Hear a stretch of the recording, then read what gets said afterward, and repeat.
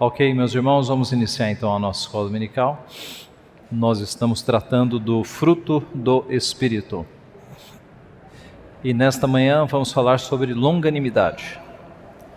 Eu peço a você que abra o nosso texto básico, Gálatas, capítulo 5.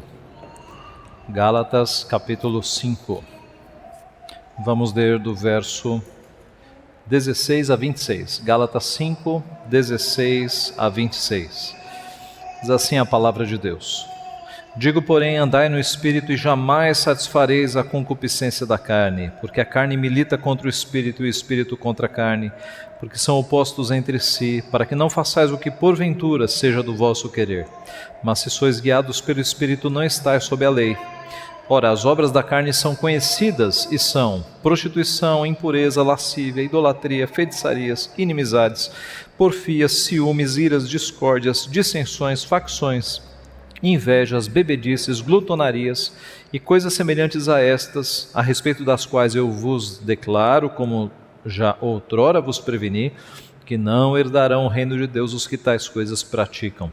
Mas o fruto do Espírito é amor, alegria, paz, longanimidade, benignidade, bondade, fidelidade, mansidão, domínio próprio. Contra estas coisas não há lei. E os que são de Cristo Jesus crucificaram a carne com as suas paixões e concupiscências. Se vivemos no Espírito, andemos também no Espírito. Não nos deixemos possuir de vanglória, provocando uns aos outros, tendo inveja uns dos outros. Vamos orar mais uma vez. Pai, mais uma vez a Tua palavra está diante de nós e nós estamos, ó Pai, desejosos de receber o ensino que vem do Senhor, ó Pai, nesta área que para alguns de nós é tão difícil de comportamento, de temperamento. Ó Senhor, tem misericórdia, ajuda para que a Tua palavra nos confronte e mostre onde nós temos errado e nos habilite a sermos melhor, a desenvolvermos este aspecto do fruto que é tão importante na nossa vida, para que o mundo olhe para nós e veja de fato, ó Pai, a imagem de Cristo na nossa vida, na nossa forma de agir, de responder, de reagir às provocações. Ajuda-nos, Pai, desenvolve em nós este aspecto do fruto do Espírito. É o que nós pedimos, em nome de Jesus. Amém. Meus irmãos, nós já vimos até agora então, dentro do fruto do Espírito, que é que é composto de partes, o amor, a alegria, a paz, e agora veremos a longanimidade. Eu estou baseando este estudo no livro A Vida Frutífera, do Jerry Bridges. É claro que há inserções minhas, mas a maioria do conteúdo é do autor. Eu começo dizendo que a longanimidade é rara em nossos dias. E vários de vocês já concordaram, né?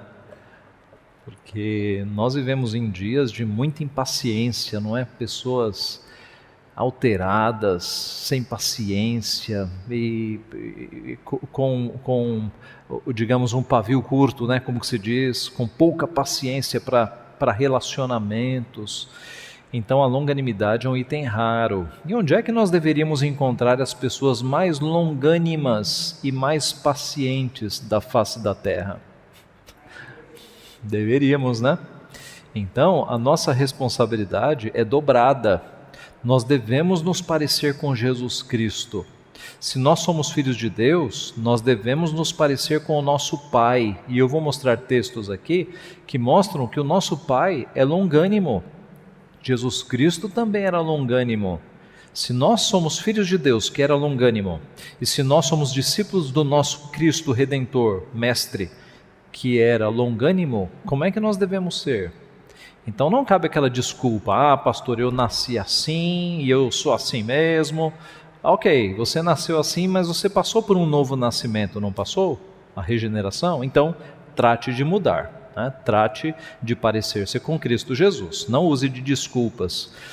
Porque não existe um temperamento santo, irmãos. Todos nós somos pecadores. E é pela palavra e pela atuação do Espírito Santo que nós vamos sendo transformados de glória em glória para nos parecermos com Jesus Cristo. Esse é o nosso caminho, esse deve ser o nosso esforço.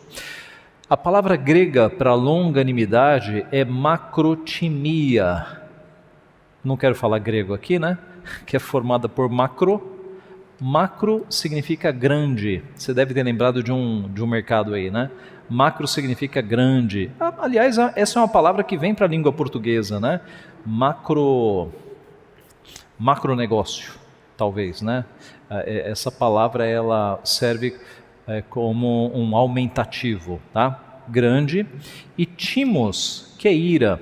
Então não significa uma grande ira, mas é a ideia de uma grande disposição para refrear a ira. Essa é a ideia, tá? É uma grande disposição para que você não dê asas ou vazão à tua ira. Essa é a ideia de longanimidade. A palavra em português aponta para isso. Longo ânimo, longanimidade, longo ânimo. Um longo ânimo, uma longa disposição para você refrear a ira, tá? Sinônimos: paciência, tolerância, resignação. O Jerry Bridges diz o seguinte: a resposta bíblica para sofrer na mão dos outros é chamada de longanimidade. Devemos ter longanimidade quando sofremos com piadas, injustiças, insultos, zombarias, perseguições, etc. Pastor, é assim mesmo?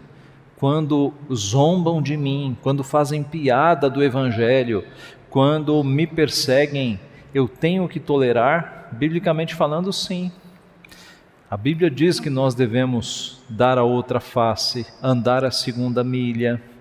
Quando o Evangelho, nós estamos sendo perseguidos por causa do Evangelho, como é que nós vamos reagir? De uma forma diferente a que Cristo reagiu? Como é que Cristo reagiu? Ele foi uma ovelha muda, ele foi uma ovelha que foi levada muda perante os seus tosqueadores. Diz o profeta Isaías que ele não abriu a sua boca. Cristo teria toda a condição intelectual para fazer uma defesa dos melhores advogados que a terra jamais teria visto quando ele estava no tribunal. Não abriu a boca. No máximo ele disse: tu o dizes. Então note, como cordeiro mudo ele foi levado perante os seus tosqueadores. Por que é que nós vamos fazer defesas próprias quando Cristo está sendo perseguido em nós? Nós vamos responder como Cristo responderia: não pagar o mal com o mal, pagar o mal com o bem, dar a outra face, andar a segunda milha. Foi isso que Deus nos ensinou. Irmãos, responder na mesma moeda não precisa nem ensinar, é automático, né? A nossa natureza caída já responde na mesma moeda. Falou A, eu falo A e B. Isso, qualquer cachorro faz isso. Se você chutar um cachorro, ele vai reagir. Essa é a natureza, a Bíblia chama isso de natureza animal. Tá? Agora, nós que somos cidadãos celestes, que fomos tirados das trevas para a maravilhosa luz de Cristo, nós não somos mais assim. Nós somos discípulos de Cristo. E Tiago diz que aquele que quer ser sábio, aquele que se diz sábio, mostre como? Em mansidão. Em mansidão. É aí que está a verdadeira sabedoria. Não há sabedoria nenhuma em você ser uma pessoa que, quando agredida, bate na mesma moeda, dá o troco. Nenhuma. Tiago diz que essa sabedoria é animal, é terrena. A celestial, a que vem de Cristo, ela é de fato diferente. Neste estudo, nós vamos ver a aplicação bíblica, então, da longanimidade em 4 aplicações, tá? Serão estes os 4 pontos. Eu estou seguindo o livro para que nós possamos meditar e sermos instruídos na questão da longanimidade. Primeiro, respondendo à provocação. Segundo, tolerando faltas. Terceiro, esperando por Deus. E quarto, perseverando na adversidade. Vamos ao primeiro tópico. Respondendo à provocação. Quando exercitamos a paciência em meio às provocações, imitamos o nosso Deus. Deus é provocado de alguma forma? O que os irmãos acham? Quando é que Deus é provocado, dona Neuraci? Exatamente. Deus é provocado pelos nossos insultos a sua santidade. Quando nós pecamos, o primeiro alvo do nosso pecado é Deus. Não importa se você está pecando contra uma pessoa. De quem é a lei? A lei não é de Deus? Nós estamos quebrando primeiro a lei dele. Depois o pecado nunca vem sozinho, né? O pecado tem múltiplas consequências, mas o primeiro afetado no pecado é Deus. Os irmãos se lembram quando José do Egito estava sendo tentado numa tentativa de sedução pela esposa de Potifar? Qual foi a resposta dele? Pecaria eu contra o meu Deus? Veja, era de se esperar que ele dissesse assim: eu pecaria contra Potifar, que me confiou a sua casa, mas a primeira coisa que ele lembra é: pecaria eu contra o meu Deus? Porque na cabeça de José estava muito claro que quando nós pecamos, o primeiro afetado é Deus e depois vem as criaturas. Então nós provocamos a Deus. Veja esse texto. Passando o Senhor por diante dele, clamou: Senhor, Senhor, Deus compassivo, clemente e longânimo, e grande em misericórdia e fidelidade, que guarda a misericórdia em 1000 gerações, que perdoa a iniquidade, aqui, a transgressão e o pecado. A palavra transgressão dá justamente essa ideia de que nós estamos transgredindo, nós estamos afrontando, nós estamos indo contra o nosso Deus, não apenas contra a sua lei. Quando nós quebramos a lei de Deus, nós estamos transgredindo a santidade de Deus, estamos indo contra o próprio Deus. Paulo em Romanos: ou desprezas a riqueza da sua bondade e tolerância e longanimidade. Note, tanto aqui longanimidade é aplicada para Deus quanto aqui, tá? Ou desprezas a riqueza da sua bondade, tolerância e longanimidade, ignorando que a bondade de Deus é que te conduz ao arrependimento. Então, quando nós pecamos, num sentido, nós estamos ignorando a riqueza da bondade, da tolerância e da longanimidade de Deus. O que é tentar a Deus, senão você, baseado num Deus perdoador e gracioso, ficar pecando, né? Deus é perdoador, então não tem problema, eu vou continuar pecando. Isso é tentar a Deus, é provocar a Deus, é de fato insultar a Deus, que já nos deu a sua palavra. Devemos desenvolver a própria característica de Deus, que é tardio em irar-se e de grande clemência. Então note, Deus é tardio em irar-se. O que é isso? É ser longânimo. Longânimo é você ser tardio em irar-se. Tá? Algumas pessoas têm orgulho em ser rápidas em irar-se. Pastor, se pisar no meu pé, comigo é diferente. Não se orgulhe de pecado. Seja alguém, tente se desenvolver na prática de ser tardio em se irar. E isso é difícil, não tenha dúvida. Mas Deus não nos chamou para coisas fáceis, né, irmãos? Deus nos chamou para lutarmos contra o pecado, para sermos transformados de glória em glória, e Ele o fará, e nós devemos nos esforçar. Aqui é Deus é tardio em irar-se e grande clemência. E nós?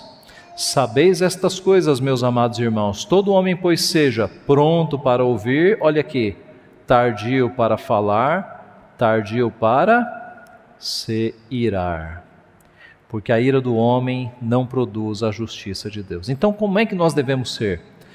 Prontos para falar, prontos para ouvir, tardio para falar, tardio para se irar.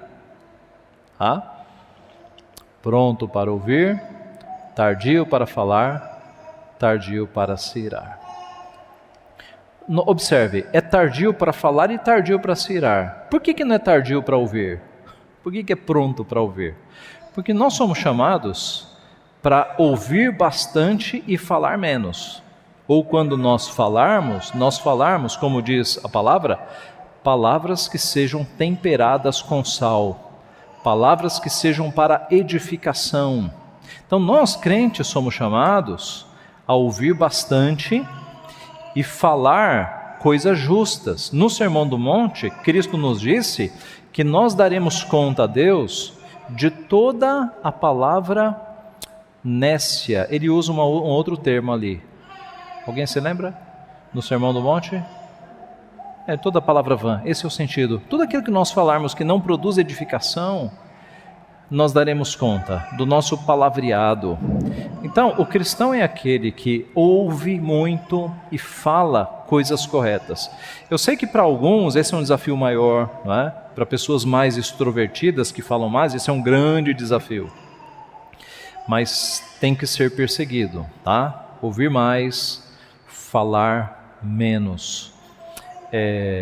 Alguém já disse que por isso Deus nos deu 2 ouvidos e uma só boca, né? Para nós ouvirmos mais e falarmos menos. Então nós temos que ser prontos para ouvir, tardios para falar. Pense mais, pense no que você vai falar. Especialmente você sendo cristão, a tua palavra tem um peso de crente. Olha o que o crente me falou, percebe? Tua palavra tem um peso, então pense mais. E tardio para se irar, que é o nosso ponto, né? Tardio para se irar, longânimo, porque o nosso Deus é longânimo, porque a ira do homem não produz a justiça de Deus. Paulo escrevendo aos Coríntios, no capítulo 13, características do amor. O amor é paciente, é benigno, o amor não arde em ciúmes, não se ufana, não se ensoberbece, não se conduz inconvenientemente, não procura os seus interesses agora, não se exaspera. Aqui a ideia é que o amor verdadeiro, ele não se ira com facilidade. Ele é um amor longânimo, paciente, ele é um amor que tem paciência. Geralmente nós temos muita paciência com crianças recém-nascidas, né? E com crianças. Mas às vezes nós temos paciência com bebês, mas não temos paciência com mais ninguém.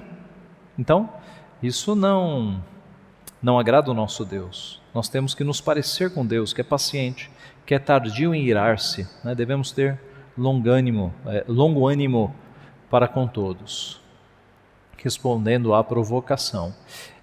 Eu não coloquei exemplos aqui, mas que tipo de provocações nós recebemos? Desde provocações em casa, no relacionamento marido e mulher, né? A gente sabe que nas discussões, maridos insultam e provocam a esposa, e esposas insultam e provocam os maridos nas discussões.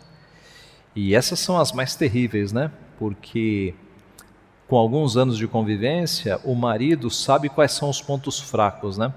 Ele sabe qual é aquele adjetivo que tira a mulher do sério, e a esposa também. Ela sabe qual é o adjetivo que tira o marido do sério.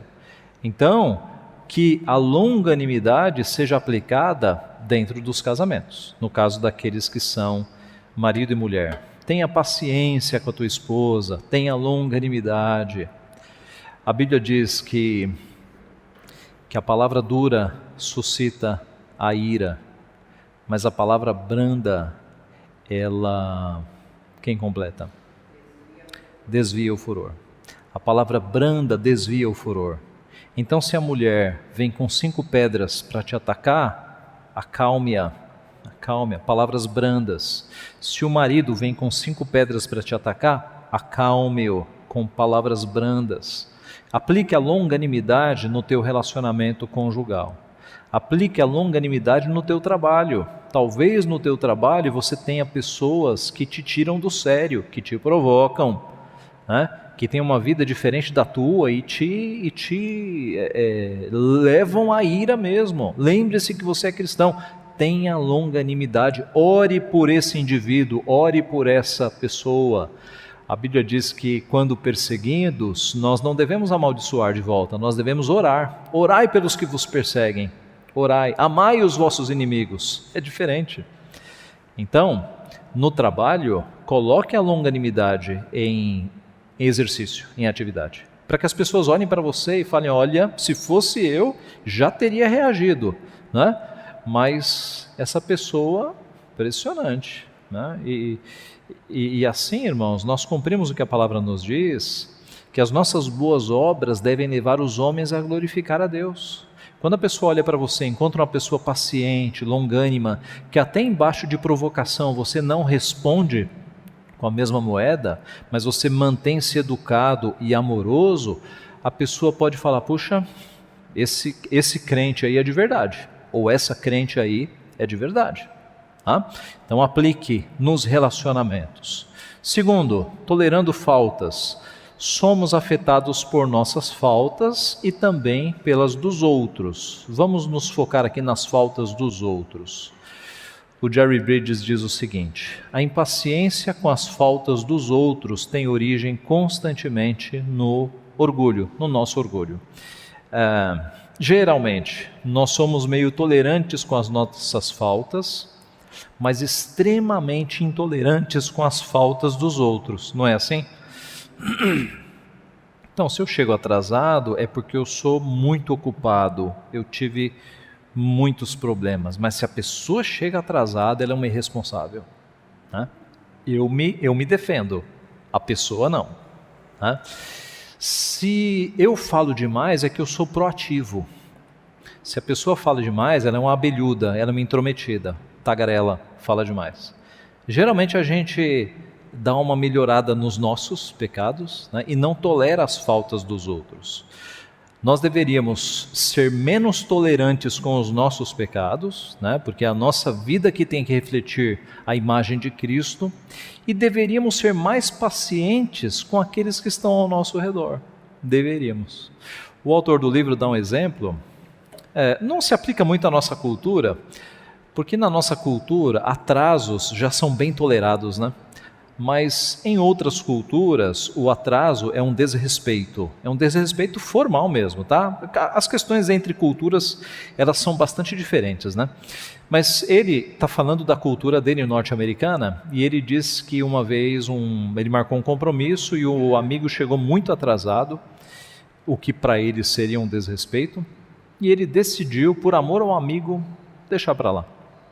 Era uma falta contra ele, ele falou, não vou, o amor ao meu amigo vai me fazer relevar isso, tá? Então nós devemos ser pessoas, meus irmãos, mais perdoadoras, mais pacientes, mais longânimas, com as coisas, digamos, que não envolvem pecados grandes e graves. Né? Veja, eu não estou falando de pecados contra a lei de Deus. Se você marca um compromisso com alguém e alguém atrasa contigo, não é, digamos, um pecado contra a lei de Deus. São relações menores, né? Coisas menores, que você não precisa ter a rigidez como se você fosse o rei dos reis. Você é pecador também, releve. Né? Muito cuidado com o teu orgulho em achar que as pessoas não podem pecar nunca contra você. E aí você tolera os seus pecados na sua vida, tá? Isso reflete orgulho, de fato. Devemos tolerar as faltas dos outros. Rogo-vos, pois, eu, o prisioneiro no Senhor, que andeis de modo digno da vocação a que foste chamados, com toda a humildade e mansidão, com longanimidade, suportando-vos uns aos outros em amor. Do que Paulo está falando aqui? Será que não são de pequenos pecados? Suportando-vos uns aos outros? O texto não está falando em oferecer suporte. O texto, a palavra usada ali, serve para oferecer suporte, mas também para nós tolerarmos as nossas pequenas faltas entre nós, coisas que nos são ditas. Às vezes pessoas falam conosco, falam besteiras, sem sabedoria, né? E aí você tolera. Você vai levar tudo a ferro e fogo? Você não tem moral para levar tudo a ferro e fogo. Sabe por quê? Porque você faz isso com Deus também.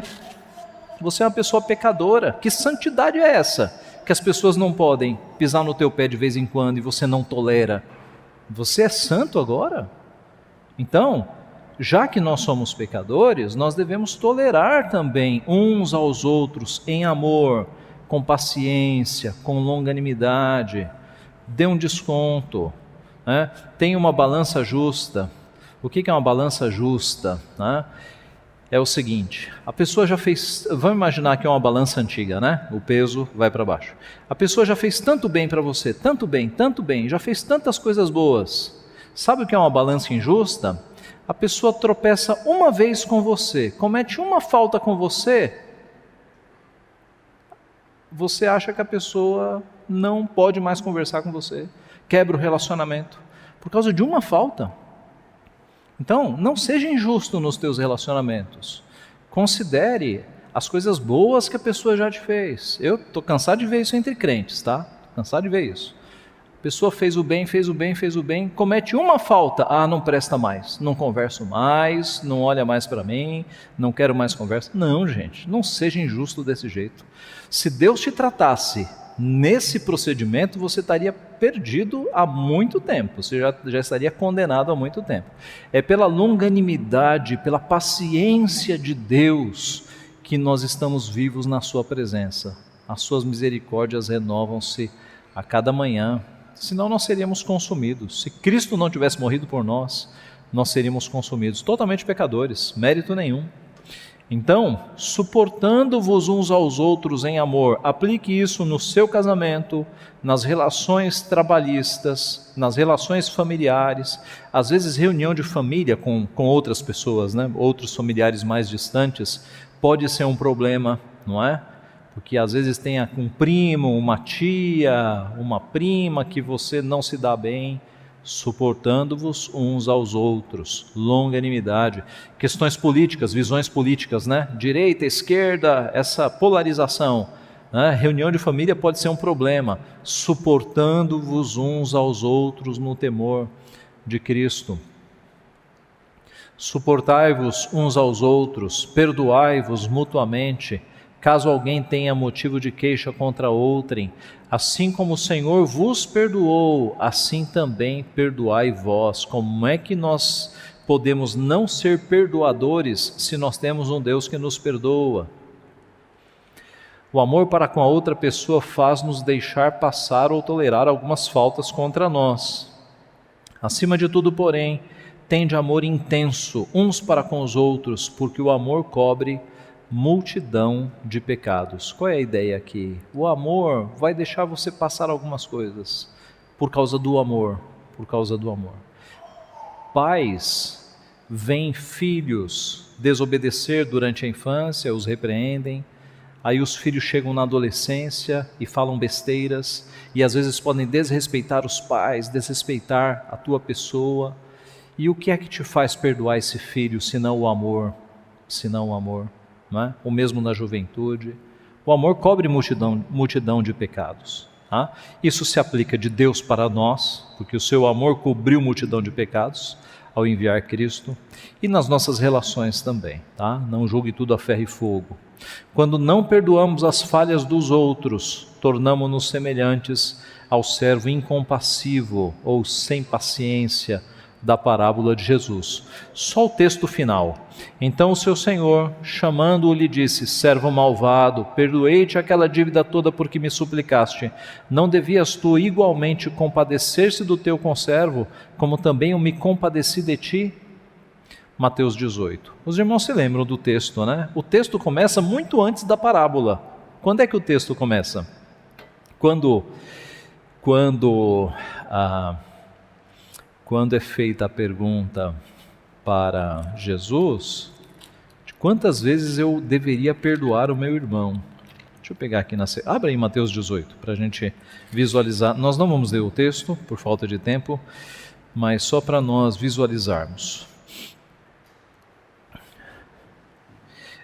Jesus, em Mateus 18:15, ele começa o assunto, tá? Qual é o assunto? Se o teu irmão pecar contra ti, vai arguí-lo entre ti e ele só. Se ele te ouvir, ganhaste o teu irmão. Jesus continuou o assunto dizendo: se ele não te ouvir, leva uma testemunha. Uma ou duas testemunhas, verso 16. Se ele não te ouvir, dize à igreja. E a igreja vai chamar esse indivíduo que está pecando tanto e não ouve a confrontação e não se arrepende. A igreja vai dizer: você não é crente, você está considerado gentil e publicano, você tem que ser expulso, porque a igreja é lugar de pessoas que se arrependem. Tá? Se eu chamo um crente sozinho, com duas testemunhas, se a igreja chama e a pessoa fala: eu não estou errado, eu vou continuar nesse comportamento pecaminoso, não é crente. Tem que ser expulso da igreja, tá? Igreja é lugar de pessoas que se arrependem, tá? Estou falando alguma coisa errada aqui, irmãos? Igreja é lugar de pessoas que se arrependem. Se eu sou confrontado num pecado, eu tenho que me arrepender. Uma pessoa, mais 3 pessoas, mais a igreja, e a pessoa fala, não, eu nasci assim, eu vou continuar assim, não é crente, tá? Excomunhão é o que a Bíblia nos recomenda.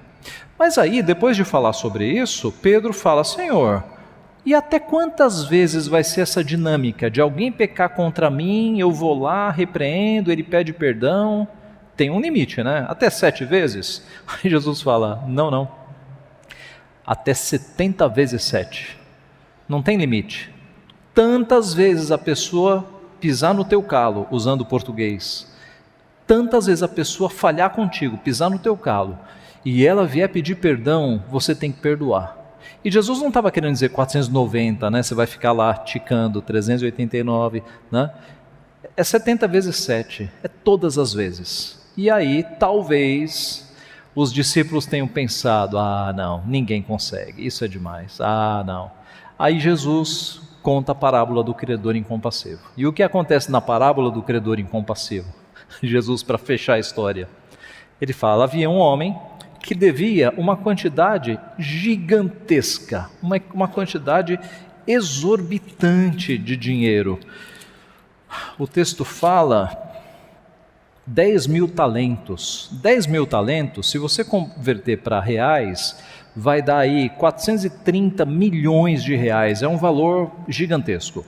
É como que se esse homem fosse um governador de estado. Uma pessoa física não teria tanto dinheiro, tá? É muito dinheiro. E esse homem chegou ao rei e implorou por perdão. E o rei falou, ok, eu vou perdoar a tua dívida. Pois esse homem, que teve uma dívida gigantesca perdoada, no caminho para casa, encontrou alguém que lhe devia, acho que 100 denários, não é? 100 denários? 100 denário é o dia de um trabalhador na Bíblia. Tá? 100 denários era um valor totalmente pagável. É 100 denários mesmo? 100 denários são 100 dias de trabalho, dá para pagar, totalmente possível de pagamento. Esse indivíduo que teve uma fortuna perdoada, ele falou, não, você vai me pagar, e mandou ele para a cadeia, para que pagasse até o último centavo. Né? Você vai me pagar, senão eu te mando para a cadeia. Como é que é o texto? Mateus 18.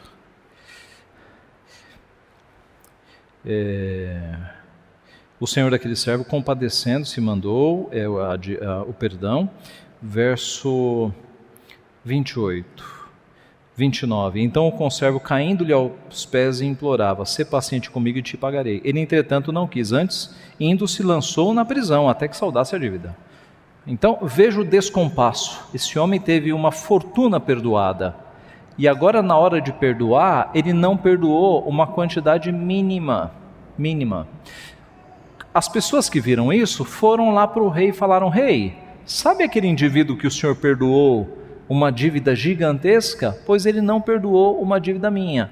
O rei manda chamar ele de volta e fala, servo malvado, perdoei-te aquela dívida toda porque me suplicaste.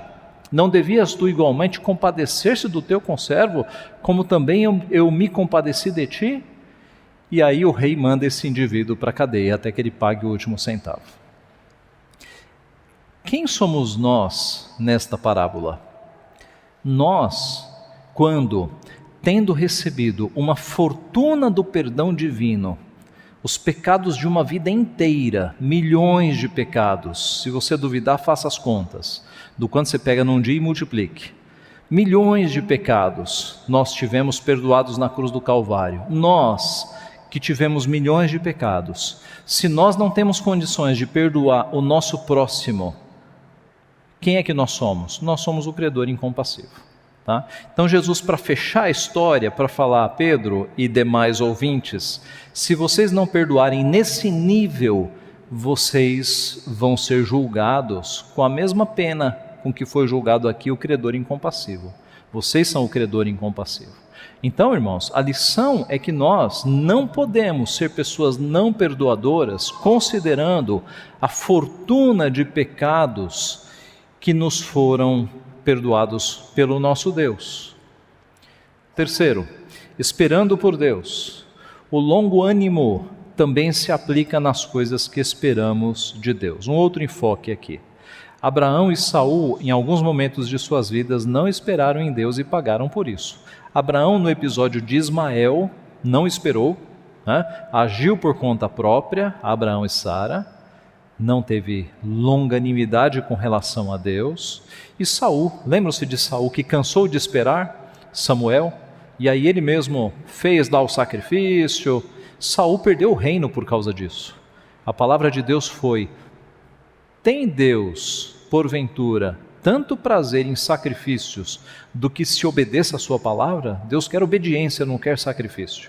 Então observe que ter impaciência com Deus também é uma coisa errada. Nós devemos ser longânimos, aguardando as promessas de Deus, tendo paciência com as respostas de Deus. Davi esperou: esperei confiantemente pelo Senhor. Ele se inclinou para mim e me ouviu quando clamei por socorro. Tirou-me de um poço de perdição, de um tremedal de lama. Colocou-me os pés sobre uma rocha e me firmou os passos. Tiago nos ensina a esperar. Eu grifei aqui, acho que não dá para ver, mas está em outra cor as referências à paciência, tá? Sede, pois, irmãos, pacientes até a vinda do Senhor. Observe, ele não está dizendo para nós esperarmos com paciência a vinda de Cristo, não é isso. Ele está dizendo que até que Cristo volte, a nossa vida tem que ser de paciência. Sede, pois, irmãos, pacientes até a vinda do Senhor. Eis que o lavrador aguarda com paciência o precioso fruto da terra, até receber as primeiras e as últimas chuvas.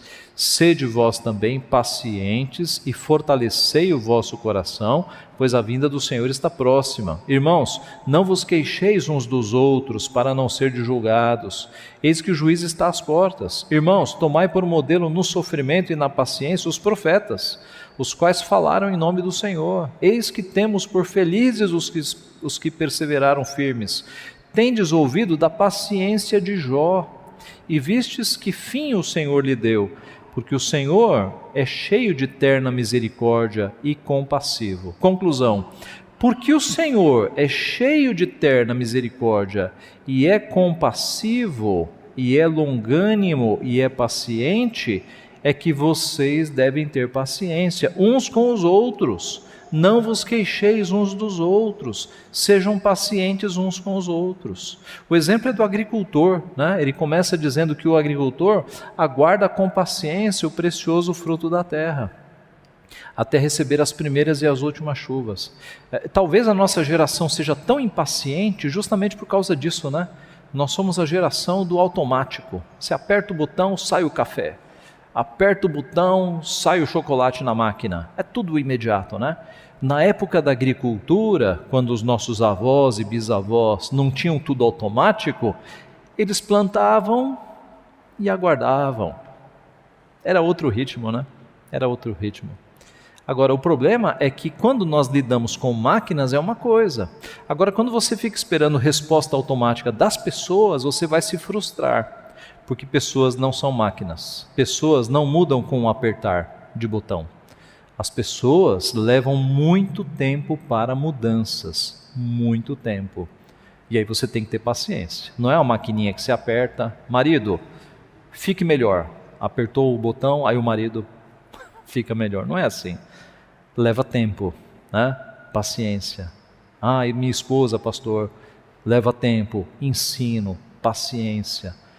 As relações humanas, irmãos, elas são diferentes. E a Bíblia nos ensina a termos paciência. Às vezes nós oramos por algo durante anos. Eu não vou perguntar o quê, mas alguém aqui tem experiência de estar pedindo a Deus algo durante anos? Eu não vou perguntar o quê. Alguém levante a mão. Quem tem orado por algo durante anos? Ok, muita gente. Ok. Eu também. Eu tenho meus pedidos que já duram alguns anos. E é isso mesmo. Porque é o tempo de Deus, não é o tempo nosso. E nós temos que ter paciência e confiarmos que o tempo de Deus não é o nosso. E melhor, o tempo dele é perfeito. Não acho que Deus está demorando, ele faz as coisas no tempo perfeito. Então continue em oração. Mônica orou por seu filho Agostinho de Hipona durante 30 anos. Agostinho errou muito, mas acertou muito também, tá? E Agostinho, na sua juventude, era um imoral. E Mônica foi essa mãe que orou pela conversão do filho durante 30 anos. 30 anos. Os historiadores dizem que as lágrimas que Ana verteu em vida pelo seu filho foram muito mais em quantidade do que as lágrimas que as mães vertem quando um filho morre. Ana orou e chorou durante 30 anos e Deus trouxe o seu filho para os caminhos do Senhor. Então, o que é que nós devemos fazer com relação aos nossos filhos? Orar muito. Com relação aos nossos maridos que não estão na igreja, orar. Esposas que não estão na igreja, orar. Pai e mãe que não vieram para a fé, orar. Parentes queridos que estão fora dos caminhos do Senhor, orar. Devemos orar, e às vezes levará anos, mas não perca a esperança, porque Deus pode trazer.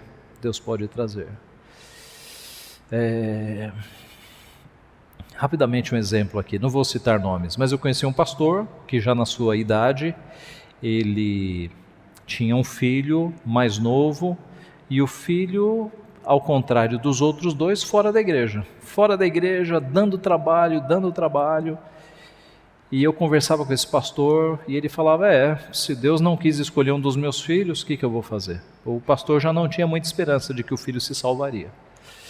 O pastor morreu, próximo meu, o pastor morreu, passou-se um tempo, um colega pastor me ligou e falou, sabe quem está aqui fazendo classe de catecúmenos e se decidiu por Cristo? O filho do pastor que morreu. Depois da morte do pai, e esse pai orou por esse filho, depois da morte do pai, o filho veio para os caminhos do Senhor, e continua firme. Há poucas semanas eu liguei para o meu colega e falei, e aí? E o filho está firme? Pastor, está firme, membro da igreja, mudou-se para o interior, para um outro estado, casou-se com uma crente e está firme na igreja lá. Observe, esse pai, pastor, morreu com o filho fora da igreja. E Deus não foi lá e o resgatou? E um dia eles vão se encontrar, e a surpresa que será no céu? Então, meus irmãos, não desanime em oração, continue orando. Desejamos, porém, continue cada um de vós mostrando até o fim a mesma diligência para a plena certeza da esperança, para que não vos torneis indolentes, mas imitadores daqueles que pela fé e pela longanimidade herdam as promessas. Aqui, pela fé e pela longanimidade herdam as promessas. É nesse sentido de você... Aqui está falando dos escritores bíblicos que tiveram paciência, fé, longanimidade até que chegasse a promessa. Nós, nas nossas petições, embora nós não tenhamos a promessa, mas nós vamos continuar pedindo durante anos e anos, aguardando no Senhor. Devemos permanecer firmes com longo ânimo em oração. Por fim, perseverando na adversidade. Além de termos longo ânimo com pessoas, devemos suportar também as adversidades da vida. Eu cito o autor do livro. Resistência é a habilidade para levantar-se sob ou embaixo da adversidade. Perseverança é a habilidade para progredir apesar dela ou apesar da adversidade. As adversidades podem vir de pessoas. Lembre-se da história de José do Egito. Os próprios irmãos, de José do Egito geraram aquela situação tão difícil. Pode vir de Satanás, no caso de Jó. Tudo o que aconteceu ali na vida de Jó foi motivado por aquela disputa de Satanás. Ou pode vir da disciplina corretiva de Deus. Às vezes nós sofremos na nossa vida porque nós estamos displicentes com as coisas de Deus, e aí Deus está pesando um pouquinho a mão dele para a gente voltar, para a gente ser mais fiel, tá? Deus faz isso. O pai disciplina o filho a quem ama, e Deus nos disciplina para aproveitamento. A sua disciplina é corretiva para que nós sejamos melhores. Tudo o que acontece na nossa vida é para o nosso ensinamento. Veja Romanos 15:4. Romanos 15, 4. Em todas as adversidades, se nós estamos submissos a Deus, nós aprendemos. Romanos 15, 4.